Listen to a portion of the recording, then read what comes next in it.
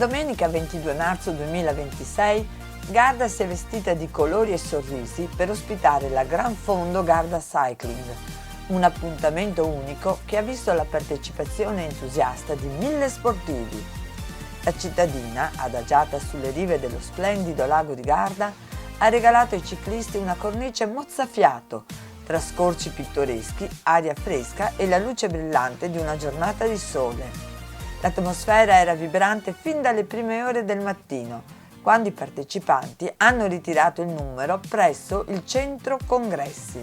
Alle 8:15 il lungo lago Regina Adelaide è diventato il punto di ritrovo per la partenza, un momento ricco di energia dove la passione per il ciclismo si è unita all'emozione di condividere un'esperienza indimenticabile.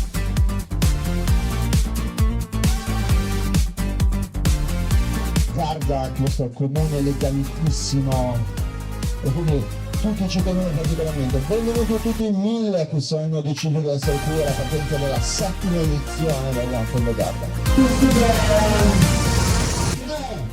3, 2, 1, si parte!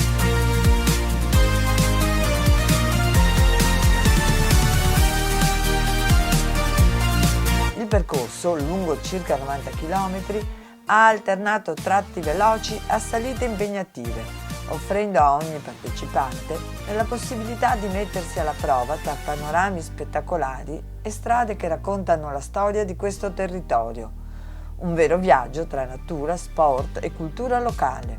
Grande protagonista dell'evento è stato il Comune di Garda, che ha saputo accogliere e sostenere con entusiasmo tutte le realtà sportive coinvolte, dimostrando quanto sia importante valorizzare il territorio attraverso manifestazioni che uniscono persone e passioni.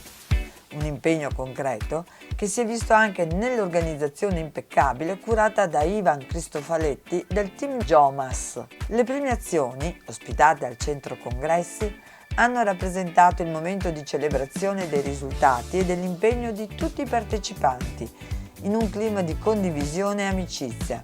Gran Fondo Garda Cycling si conferma così non solo una gara, ma una vera festa dello sport, capace di far brillare Garda e i suoi protagonisti.